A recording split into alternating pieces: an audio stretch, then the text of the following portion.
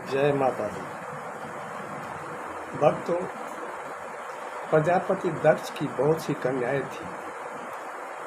उसमें से 13 कन्याएं का विवाह महर्षि कश्यप से हुई थी। इन 13 कन्याओं में से एक तनु नाम की कन्या थी,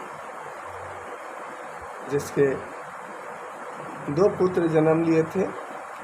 एक का नाम था रम और दूसरा का नाम था करम,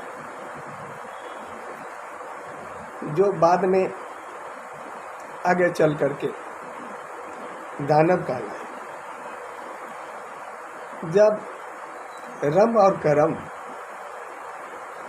बड़े हो गए और उनकी शादी हो गई, तो बहुत दिनों तक वे अपने संतान प्राप्ति के लिए इंतजार कर रहे थे। कोई दोनों में से किसी को कोई संतान नहीं हुआ, तो दोनों भाई रम और करम, रम अग्नि में जाकर संतान प्राप्ति के लिए महाशक्तिशाली संतान प्राप्ति करने के लिए जो है तब करने लगा। अब दूसरा करम जल में जाकर के संतान प्राप्ति के लिए तब कर। जब भगवान इंद्र को इस बारे में पता लगा कि यह रम और करम तप कर रहा है और तप के बाद उसे महाशक्तिशाली संतान होगा, जो हमारे स्वर्गलोक को भी नुकसान पहुंचा सकता है, खतरा बन सकता है, इसलिए क्यों ना हम उस तप को पूरा होने से पहले ही उसे मार दें। तो भगवान इंद्र मगरमच्छ का रूप धारण करके उस जल में आ गए और करम को मार डाले। रम को भी मारना चाहते थे, लेकिन रम के चारों ओर अग्नि का घेरा था, इसलिए वह बच गया। रम अपने भाई की मृत्यु का समाचार सुनकर के उसे बहुत दुख हुआ और वो अपने आप को भी उस अग्नि में अपना प्राण त्यागना चाहा। इस पर अग्निदेव प्रकट हो गए और उसे वरदान मांगने के लिए कहे। इस पर रम ने अग्निदेव से वरदान मांगा, जो मेरा ऐसा पुत्र हो महाशक्तिशाली, जो तीनों लोकों में राज करे और किसी भी रूप को वह धारण कर सके।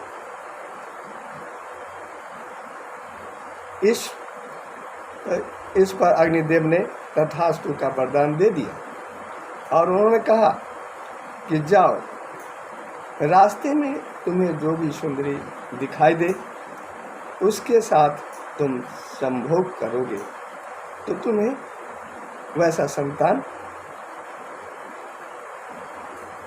मिलेगा। इस पर जब वह अपने राज्य में जा रहा था, तो रास्ते में एक भैंस दिखाई दिया और उसी के साथ उसने संभोग किया। उसी समय एक दूसरा भैंसा आ गया, जिसको रम ने उस भैंसे को मारना चाहा, लेकिन वह भैंसा बहुत ताकतवर था, रम को मार डाला। उसी समय वहाँ यक्ष पहुँच गया, उस भैंसा को भगा करके भैंस का भी जान बचा लिया और रम का के सब का दाह संस्कार किया। जब आग जल रही थी, चिता प्रज्वलित हो गई थी, उसी समय वो भैंस अपने सती व्रत का पालन करने के लिए उस अग्नि में, उस चिता में प्रवेश कर गई। उसी समय उसे एक बालक, उसको दर्द होने लगा और उसने एक बालक को जन्म दिया, जो महिषासुर के नाम से प्रसिद्ध हुआ। फिर बाद में दूसरा बालक भी जन्म लिया जो रक्त बीज के नाम से प्रसिद्ध है। महिषासुर ऐसा शक्तिशाली निकला जो शुरू से ही उसे शक्ति प्राप्त करने की बहुत ही इच्छा हो रही थी। उसने ब्रह्मा जी से वरदान प्राप्त किया। ब्रह्मा जी को प्रसन्न करके ब्रह्मा जी से वरदान प्राप्त किया, जब मुझे अमर वरदान दीजिए। इस पर ब्रह्मा जी ने महिषासुर से कहा, जो देखो, जो इस मृत्युलोक में आया है उसको इस मृत्युलोक से एक दिन जाना ही होगा। उसकी मृत्यु निश्चित है। विधाता के नियम को हम बदल नहीं सकते, इसलिए कोई और वरदान मांगो। उसने कहा, जो नारी को छोड़ के मैं किसी से नहीं मरूं, चाहे दानव हो या मानव हो या देवता हो या कोई जानवर हो या कोई असुर, किसी से मेरी मृत्यु नहीं हो। मेरी मृत्यु हो तो सिर्फ नारी से, स्त्री से ही हो, बाकी स्त्री को छोड़ करके किसी से मेरी मृत्यु नहीं हो। इसीलिए दोस्तों, हमें सही मार्ग पर चलना चाहिए।